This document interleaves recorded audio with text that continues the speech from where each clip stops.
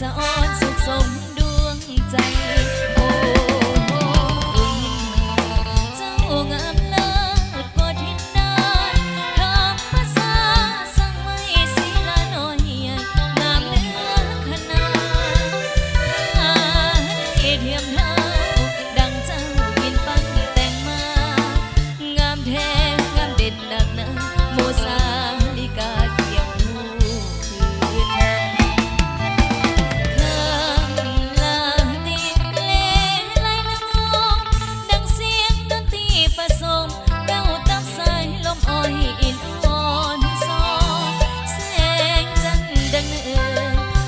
สองเมฆ